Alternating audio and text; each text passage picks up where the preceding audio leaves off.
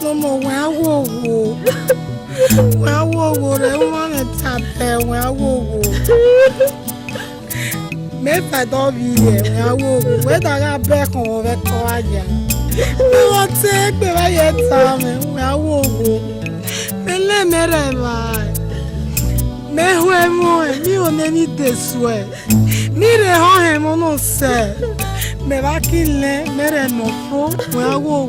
Owe ora ne mo na sha. Wawo.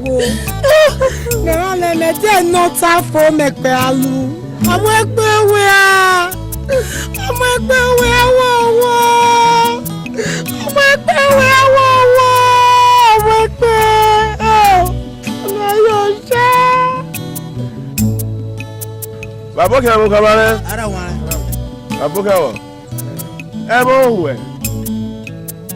Apano na bo mu ipe bi o ori. Oni je ma bi na. Mere Owe abo mo pe bi awo le ne do busa gbewunu ni ma ebe ta ye babo gan Ara.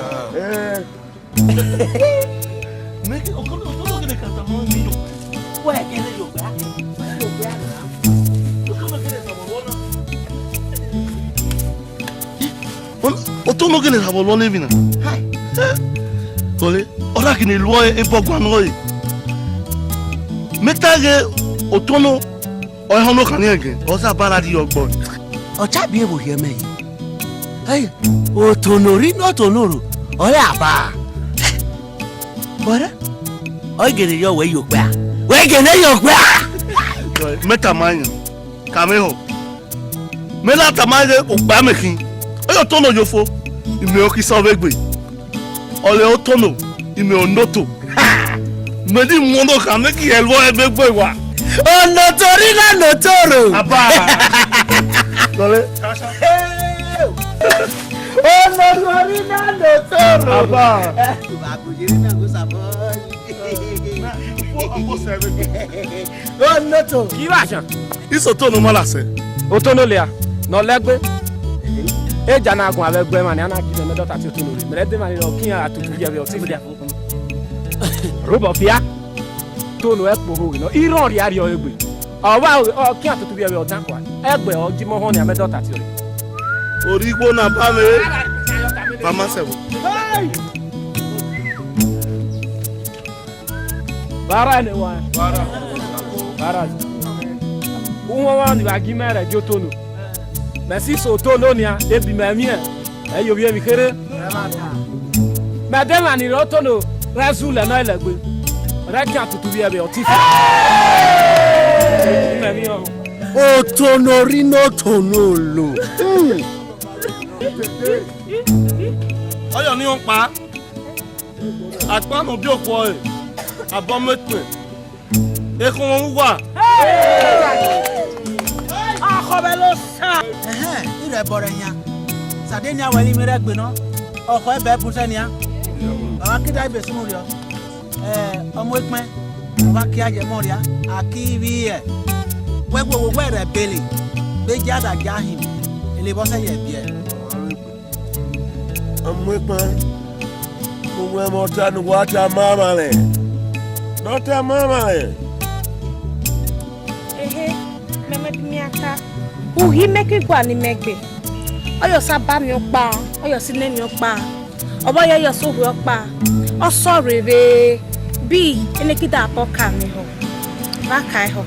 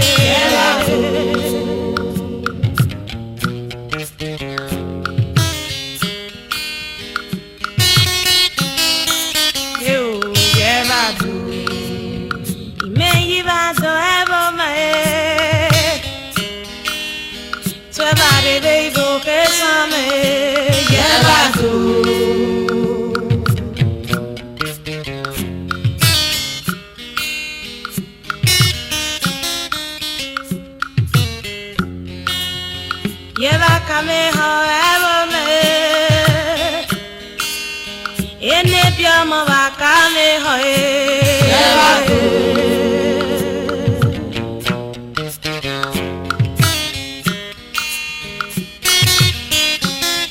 Eu yeva do. Agbone tata va kame ho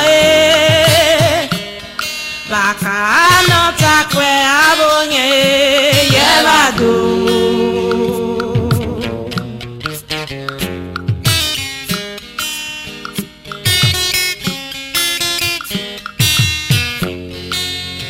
Nahada agbi valo, nahada amui valo yevado.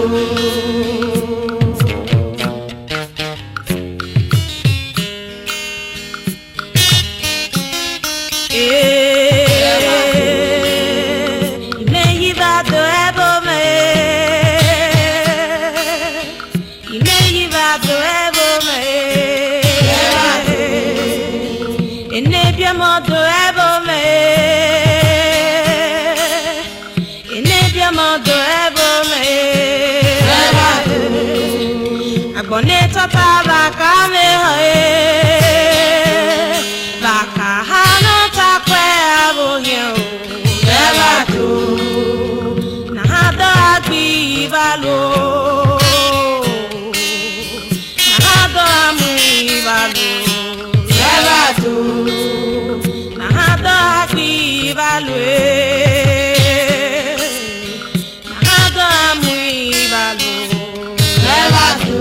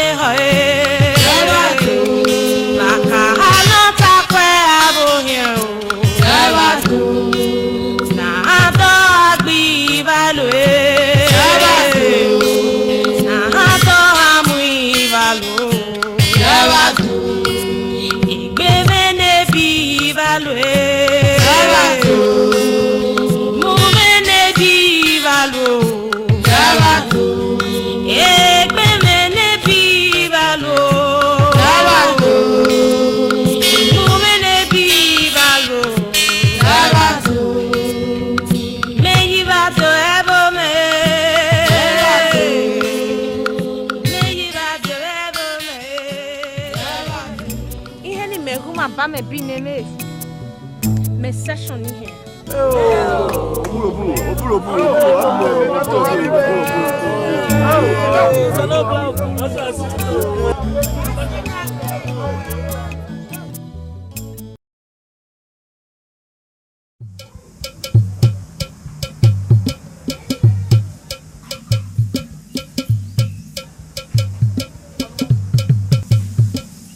Omo Bella Ine Ikuje Oki kono na ba me moju Bese na ba dare mecho je Ine Aba mi biovi je baby Ne june Na onare loji na ba dare mecho je Ini bekizie na ba dare mecho je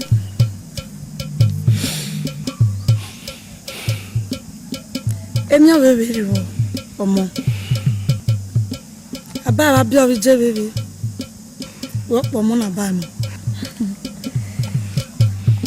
Beji me kere alwona wo We dare ko O se wo kan loje O ko nu we are ni Ole we amere mani pia Akweka wo jan wi ukojuko no sabai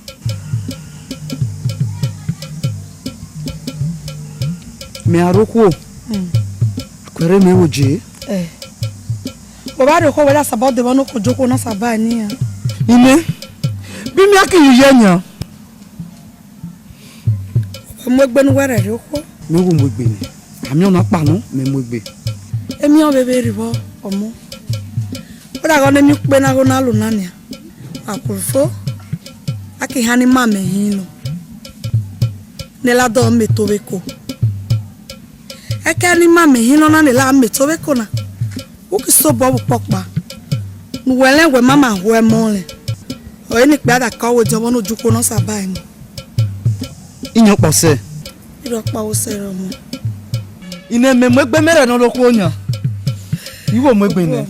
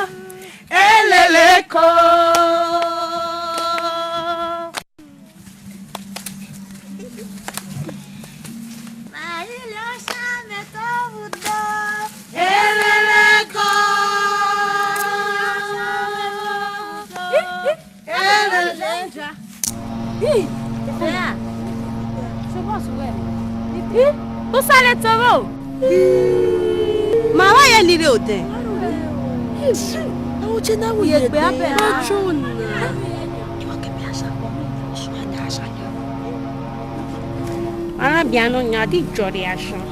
What are they na? What's how so? Me dali. Na sa. Na sa. Aki ba me. Na bini. Indas. Si ba me. Popo dali. Bo. Hey! Hey yo! Obi o me mo ki beshan. Beshan. Hey! Hey yo! Mo tani jere be fi aye obi o me ki da je we bi be. Omi esan ma keke lo. Bí wọ́n ṣe wọ̀ bá kẹgbẹ́ wá keke lo. Ime kegbe le be we be da keke lo. Wọ́n dey agbe lo kotos mi ache. We zobo. Me ya bi mo vi o. We zobo.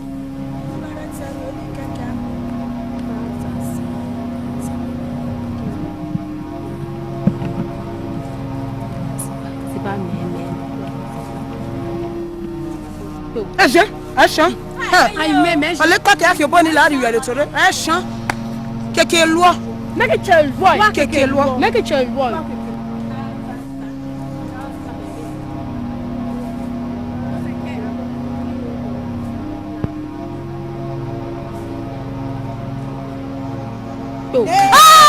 Wọ́n náà wọ̀ sáré. Wọ́n lọ sáré. Wọ́n lọ sáré.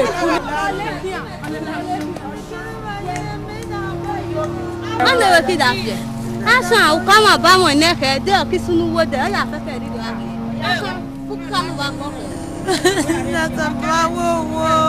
Aṣọ àtàbẹ̀nú kẹfẹ́. Yẹ́sì aṣọ àbúkálù bá kọ́.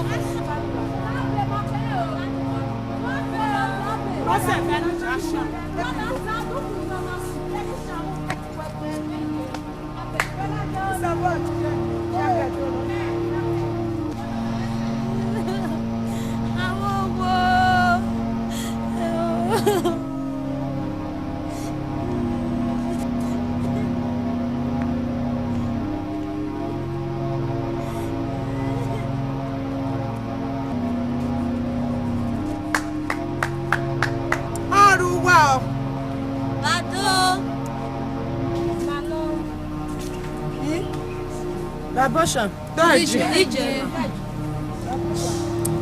When I was fade, don't monetona. Mama, Ejimana fade. Already, my mother Shalena. I will say, on etona, who pass of pa or are my mockery. Maybe we are a daughter.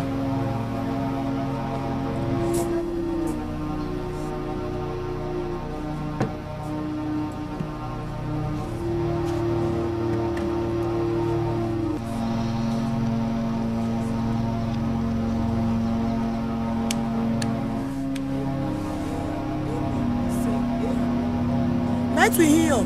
Nada meto. Omo si hiyo kivo. Ageni mare avade. Mada jerege mawari ujaye to build. Mada wole no fiche no lo heri. Mada jo okpa. Won egbona. Ba je o to pa o no egbona. Ọ̀pá kànú kẹ ọ̀pá ṣàn àdé ọ̀kẹ́jú wo dẹ́ bọ̀ mí ọ̀ àfẹ̀kẹ́rí lọ mọ ìwọ̀n máa lè va náà wà lọ́sẹ̀ máa rí ọ. Ma re vai. Ai re mi ma ujaye to. Build re mi ra to. Ọkọ mi bá jare luwe ju feranda we are fia. Iri ọwọ́ nù. Iri ọ̀nù. Mi don le re me ra me vai.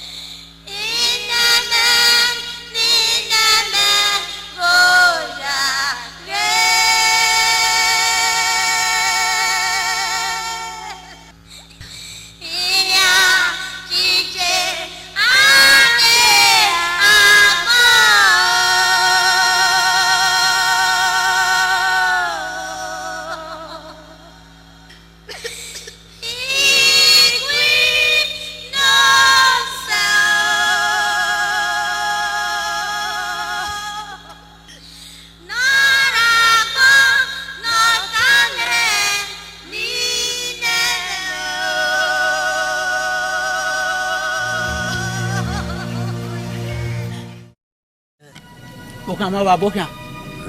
Eni kwa ya ba bokan. Eni ko ba bokan o. Bana mi denirio. Ada ji bokan so. Ne do mogbe fa ramude. Opeso da yo pe ale kin. Oke amo ko. Ada relo mama o se le ke no kin de nda ne do mogbe le yudo. Egbenuneghe nania le ke vai ne dore gbe ma no je ma da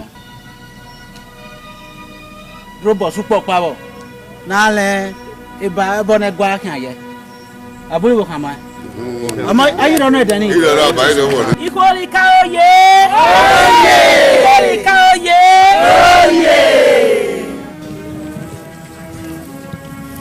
Abule ni pe abule ne biere ime ebe itale no mi okoji abame bi neme eye bo na ba le bo ne bo na abame ole okakulu no so one bo na ba te ai biere no sin abame da biere no sin neme da lu eme mi na da ye ja da mi make do choku oji babu to iri oge ne bo kan wa o iri oge ne bo kan wa o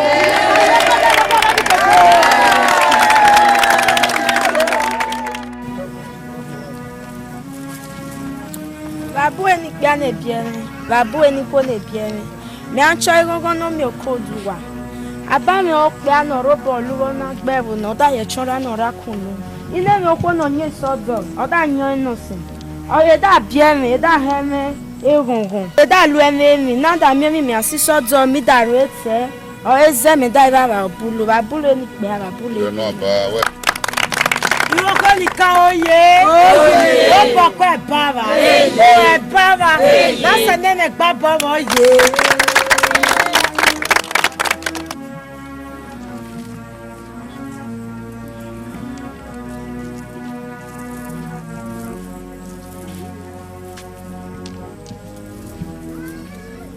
abu eni pe abu eni ko ime amonigo no mi ayi diame Inya me jabini boku.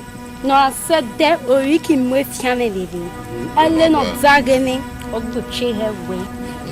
Abia me ni me dochin okwono ji. No feme ko. Abese. Ọmọ. Ibi boku. Ana ibi boku.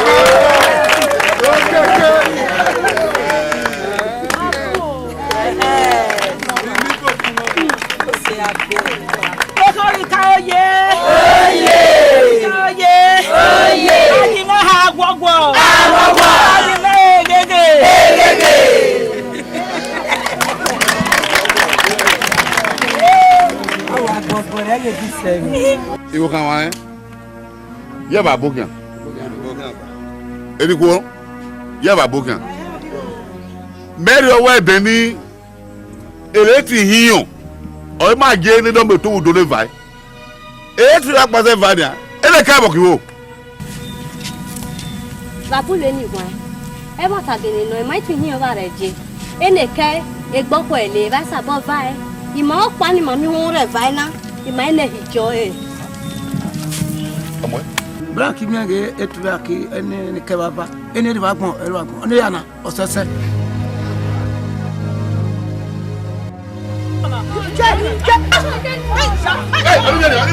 Ọmọ ya da mo ba wen ese. olomona ayo mo ne wo na no weru benu sun na yene don beto wudo wokida janya we ara beto lo se we ara ko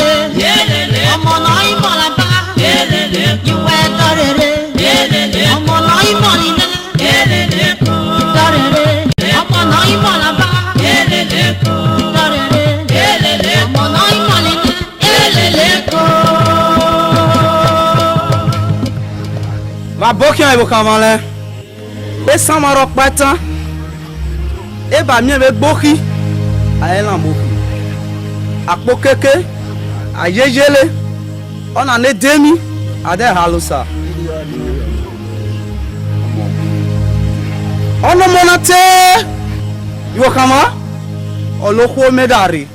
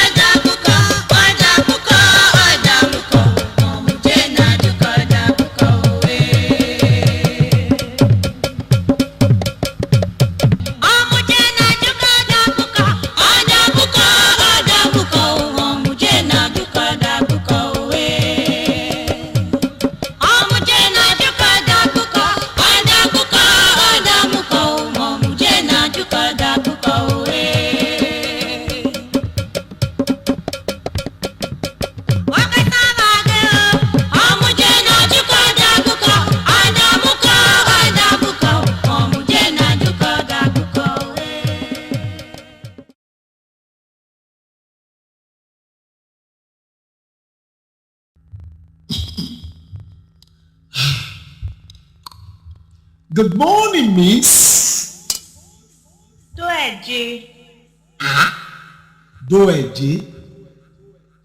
Miss your family, Roger. Miss Novalete. Good morning, in a red toilet. Oh, you met Doeji. Doeji, get me a motor. Oh, you are family, miss you.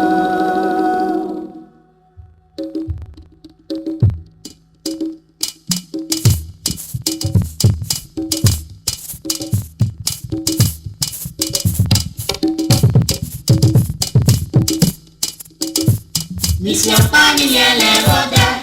Miss Novalete. Good morning, in a red toilet. Oh, you met Doeji. Doeji, get me a motor. Oh, you are family, miss you.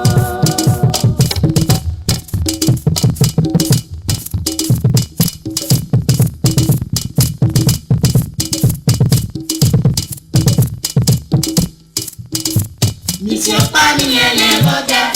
Miss Novalete. Good morning, in a red toilet. Oh, you met Doeji. Doeji, get me a motor. Oh, you are family, miss you. Miss your family, Roda. Miss Novalete. Good morning, in a red toilet. Oh, you met Doeji. Doeji, get me a motor. Oh, you are family, miss you. Miss your family, Roda. Miss Novalete. Good morning, in a red toilet. Oh, you met Doeji. Doeji, get me a motor. Oh, you are family, miss you. Oh no.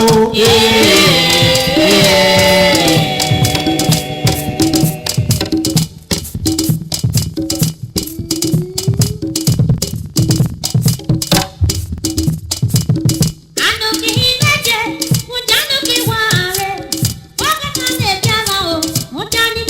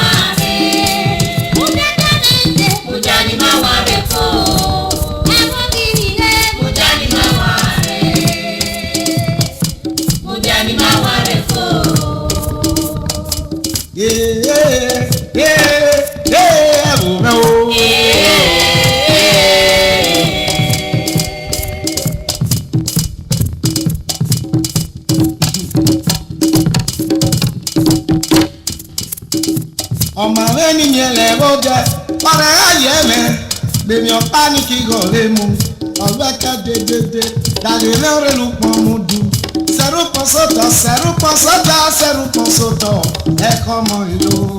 ọmọ ẹni yẹn lẹ́wọ́ jẹ ọ̀rẹ́ ayé mẹ́ lèmi ọ̀pá ní kí gọ̀ọ́lé mu ọ̀gbẹ́ ká dédédé dàdé lẹ́rẹ́ ló pọ̀ mu dùn sẹ́rù pọ̀ sọ́tọ̀ sẹ́rù pọ̀ sọ́tọ̀ sẹ́rù pọ̀ sọ́tọ̀ ẹ̀kọ́ mọ̀ ìlú. ọmọ ẹni yẹn lẹ́wọ́ jẹ ọ̀rẹ́ ká mọ̀ ṣe gbèmí ọ̀pá ní kí gọ̀ọ́lé mu ọ̀gbẹ́ ká dédédé dàgé lẹ́rẹ́ ló pọ̀ mu dùn sẹ́rù pọ̀ sọ́tọ̀ ọ̀gá yẹ bá dẹ́gọ̀ ìṣẹ̀wó bọ̀ ẹ̀kọ́ mọ̀ ìlú.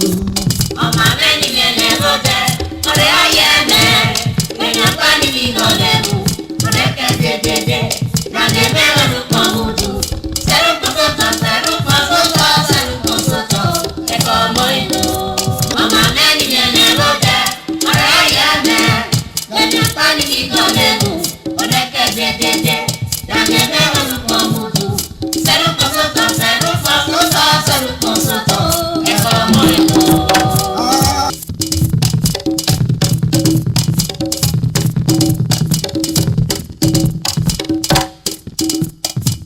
Oge sábẹ́ yìnyẹn gbé kànáà, yéé yìnyẹn gbé, àwọn yẹn gbé mi rìn àtẹ́wà gbòò, yìnyẹn gbé. Oge sábẹ́ yìnyẹn gbé kànáà, yìnyẹn gbé, àwọn yẹn gbé mi rìn àtẹ́wà gbòò, yìnyẹn gbé. Oge sábẹ́ yìnyẹn gbé kànáà o, yéé yìnyẹn gbé, àwọn yẹn gbé mi rìn àtẹ́wà gbòò, yéé yìnyẹn gbé. Oge sábẹ́ yìnyẹn gbé kànáà, yìnyẹn gbé, àwọn yẹn gbé mi rìn àtẹ́wà gbòò, yìnyẹn gbé.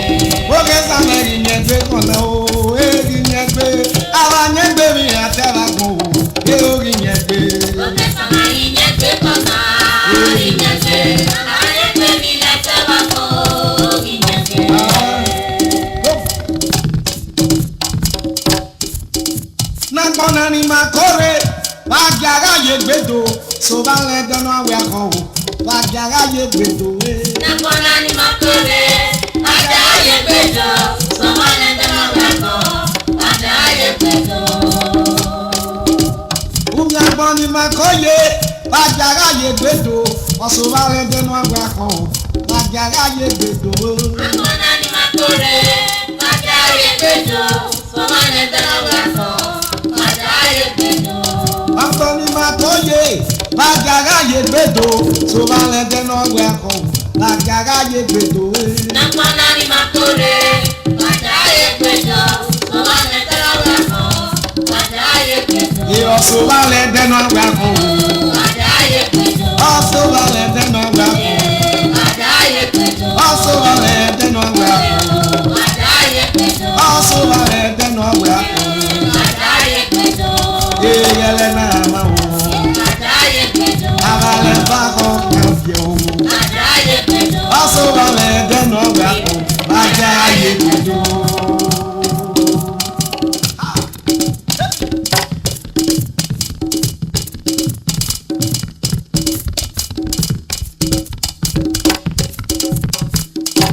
Omi ògbére náà o, síká dá ló kéré. Omi ògbére náà gàpé níbo dá ló.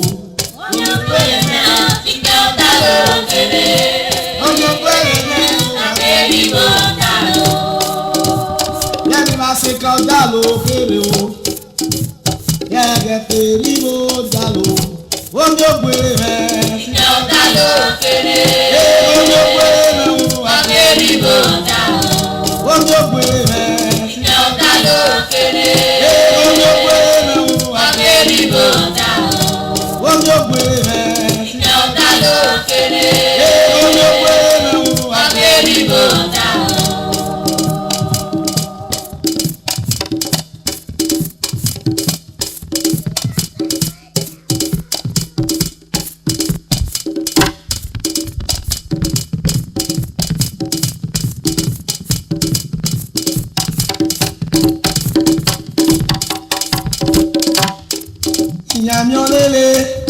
Inyamiolele, yagi inyamiolele o, kemola gbole. Inyamiolele, inyamiolele, inyamiolele o, kemola gbole. Inyamiolele, inyamiolele, yagi inyamiolele o, kemola gbole. Inyamiolele, inyamiolele, inyamiolele o, kemola gbole. Inyamiolele, inyamiolele, yagi inyamiolele o, kemola gbole. Inyamiolele, inyamiolele, inyamiolele o, kemola gbole. Abiwa.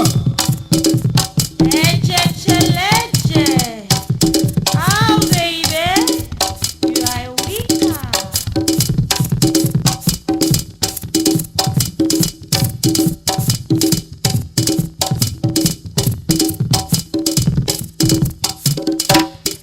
Say I believe on a gonna where you never say I believe on a gonna where you go say I believe I gonna where you say I believe on a gonna where you say I believe on a gonna where never say I believe on a gonna where never live on no say jala go oh say no ramo si bi me bi o oh say I believe I gonna Jesus when I believe I gonna never live on no say jala go yes I no ramo si bi me bi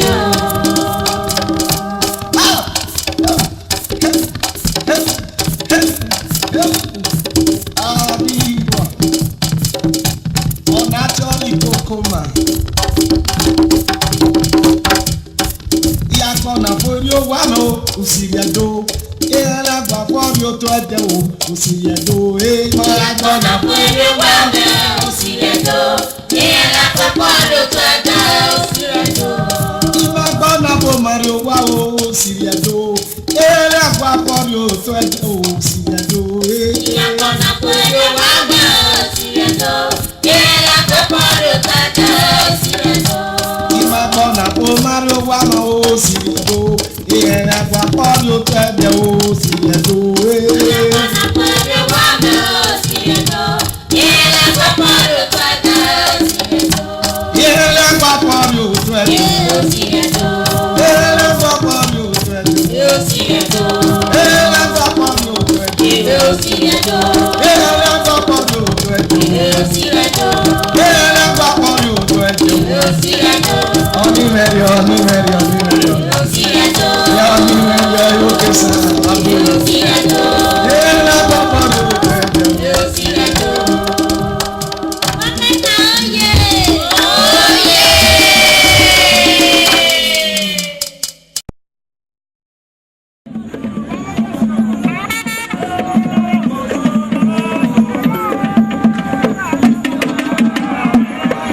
I salute all Esan sons and daughters.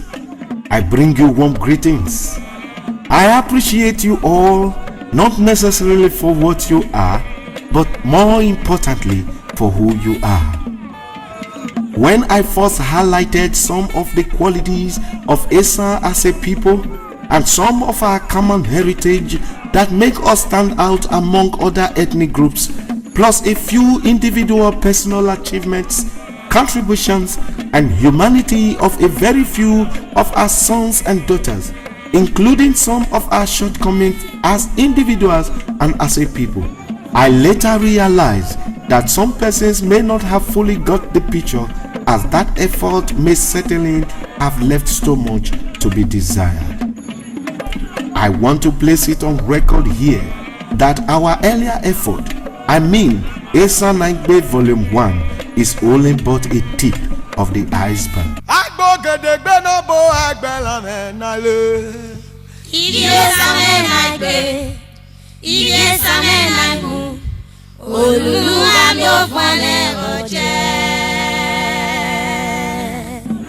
Permit me to start by letting us know, or by reminding those who are already in the know, who our progenitors were, and by extension, who we, their offsprings, are or supposed to be. Our progenitors were, among others, warriors, captains, warlords, fierce leopard, and mystics. I mean, they were the Odumas, the Egbenuneghe, the Egbe Akimiakheme. In fact, they were much more than words can actually describe or capture.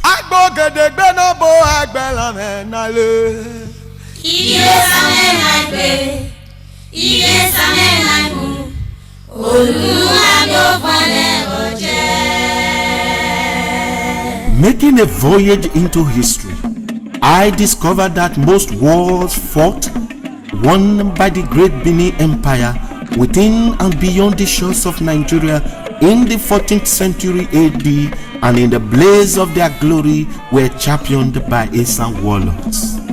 Enearu, a great warrior from Ile Ekpoma, led successfully the military battle between the great Benin Empire and Cotonou. Isidahome, another fierce warlord from Irua, led the battle between the Benin Empire and Dahomey. He in fact conquered, established, settled and raised the families on this conquered territory, which he named after himself as Isidahome, which was later corrupted to Dahomey, now the Republic of Benin. Also worthy of mention is the great and mystic Okwaihe, a fierce leopard from Esan who waged, fought and won in so many wars and battles, including the war against Gabon, Congo and Angola, which necessitated the debasement of the king of Angola.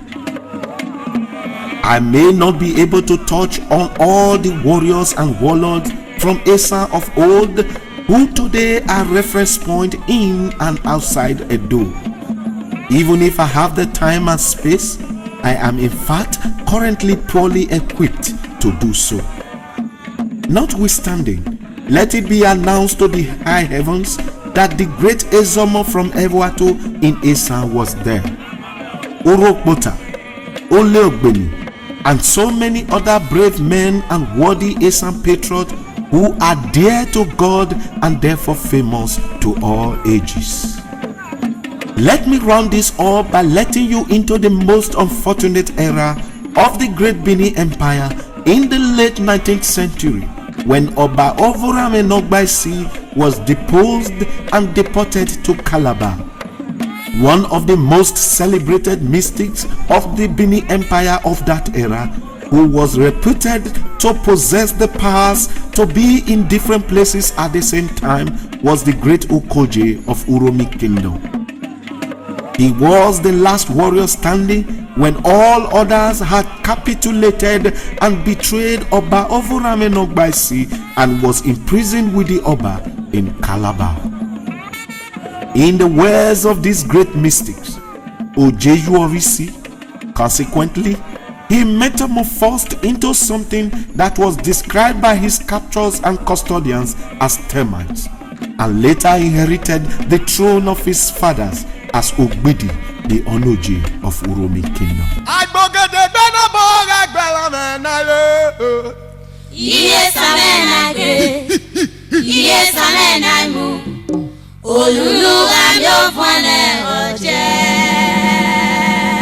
Esan Naigbe Vol.2. Now we know or are reminded of who our progenitors were. Now we know or are reminded of who we, their offsprings, are. We are the living heroes and heroines of Esan land. Let it be known to you, therefore, that Atanakba Olbiegbakwa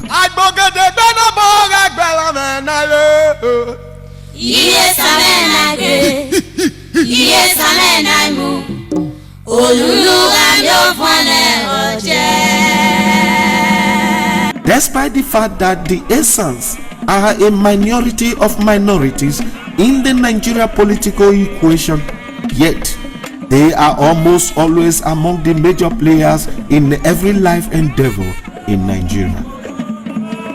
In spite of the fact that Esan land has no bearing with deep sea, yet Mr. Osoba and Esan is reputed to be the first man to own a ship in the deep sea. He represents the metaphor of enterprise, industry, venturesomeness, invention, innovation, etc., for which the Esans are reputed. We still remember the legendary Umwebuari, who in his ingenuity invented a 6-string wungi guitar, Afan, which he played as he sang sonorously along.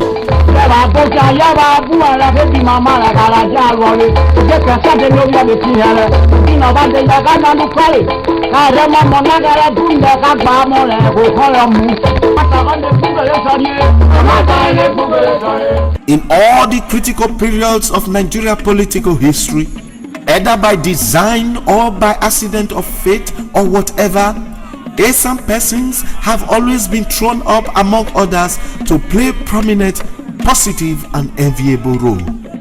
For instance, history has it that the motion that led to Nigerians' political independence was first moved by an illustrious son of Esan land. This was apart from the fact that, among others, he also participated in all the constitutional conferences held in United Kingdom. During the Nigeria Civil War of Unity, many Esan sons and daughters equally stood up to be counted. Though today many of them appear to be unsung heroes of this war, yet among the very first 11 players which the then head of state, General Yakubu Gowon, needed to prosecute this war to keep Nigeria one in the name of federal commissioners, and which team included the late sage Obafemi Awolowo, was also an Esan person who was in charge of information management as federal commissioner of information. The role of information management in crisis period as profound as civil war cannot be overemphasized. It is on record that this great chief of Esan land discharged this duty most creditably. Nigeria did appear to be at the crossroad again during the period leading to June 12, 1993 election, when the military government of IBB, for whatever reason, ulterior or altruistic, selfish or selfless, decided to ban some of the most prominent and leading political gladiators of that era and their political association. Consequently, it became expedient in the wisdom of that regime to force two political parties on the nation, one a little to the right and the other a little to the left. When a search was made through the instrumentality of party conventions for worthy and capable hands to pilot the affairs of these two political parties to the June 12, 1993 election, the freest and fairest ever, the lot fell on two illustrious sons of Esan land. Chief Tony Aneni, the Iyase of Esan land, became the chairman of the SDP, while Chief Tom Ikimi, the Oduma of Igwebe, and I dare say the Oduma of Esan land, became the chairman of NRC. This is in spite of the fact that Esan as an ethnic nationality is a minority of minorities in the Nigeria political matrix or configuration. When the June 12 election was induced to be ill-fated by the khaki men of that era, and with the help of their willing civilian collaborators, it became imperative for a coalition of democratic patriots to go into the trenches once again to pressurize the government to either revalidate the June 12 election or, in the alternative, to end military rule and entrench democratic governance. In the vanguard of this coalition of democratic forces were many Esan men and women. The most prominent and widely reported was the late Chief Anthony Eromosele Enahol, who led the coalition as chairman of NADECO. It was this struggle that forced the khaki boys to the barracks and gave us the democracy and freedom we enjoy today. I have heard it argued elsewhere that Esan are the Israelites of Nigeria. I mean, They are the salt of the nation. The justification for this appellation is, however, not far-fetched. It may have been partly founded in the light of the fact that if it is not disputed that Esan is the heartbeat of Edo State, and that Edo State has been acknowledged as the heartbeat of Nigeria, invariably Esan is the heartbeat of Nigeria.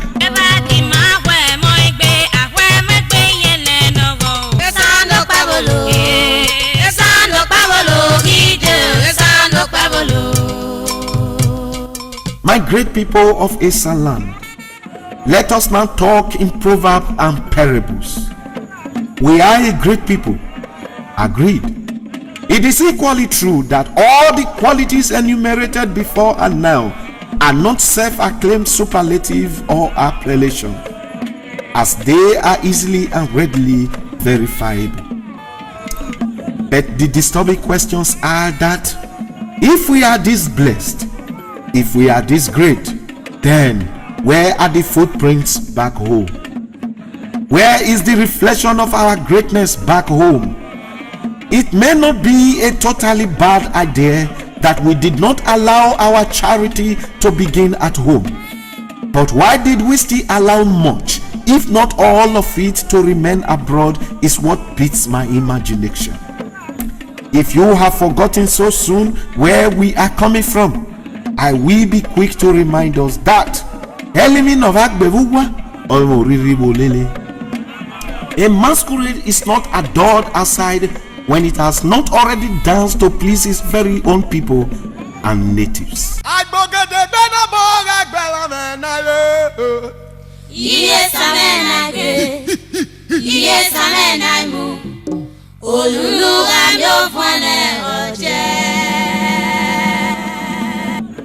I salute some Esan men and women who have contributed in no small measure to the development of Esan land. Some are dead and some are living. Those who are dead are still living. One of such persons is the late Professor Ambrose Ali. His contribution to the development of Esan land in particular, and Benin State in general, have been well documented by historians that they bear no repeating. During his era, he was the Jesus Christ of his people, a redeemer in education, health, infrastructure, and the general well-being of his people. Ambrose Ali remains arguably one of the greatest Esan persons that have ever lived or have ever had the opportunity to be in a position of authority, as he was genuinely and selflessly committed to both human and infrastructural development. Like Jesus Christ, Ambrose Ali was betrayed by some of the same people he fought for, especially his very own, the Esan. So much so that in one of his moments of travails, it was a good Samaritan, a philanthropist, Chief Dr. Gabriel Osawaru Egbenuneghe, who provided the needed solace. No wonder he is the Esan man of Benin. History will also be kind to the late Admiral Chief Augustus Aihomu of Irua and Chief Tom Ikimi of Igwebe. The local government you gave us, or the creation of which you significantly influenced, and the teaching hospital at Irua bears testimony to the higher objective for which political powers ought to be sought or acquired, which is to serve your people. Great people of Esan ancestry, please, we should not allow all that we have been saying and preaching and their import to be lost on us, or to be taken as a mere words of entertainment. Rather, I pray it should do for you what it has done for some of us that prompted us into this crusade, that is, as a food for thought that engenders positive action. Esan Naigbe Vol.1 has opened my eyes to the fact that many well-meaning Esan sons and daughters have equally been pained by the very many shortcomings, some self-inflicted, that have pulled us down as a people, and all they needed was just a nudge, a little push to act positive. The kind of encouragement we have gotten since then has led me to that conclusion. I would like to use this opportunity to appreciate all the well-meaning Esan sons and daughters who have appreciated our modest effort in more ways than one. I won't have loved to mention some specific names who have been particularly wonderful, but I have been reminded that if you fit count your friend, your enemy go boku. But all the same, thank you. However, we will appreciate much more of such encouragement because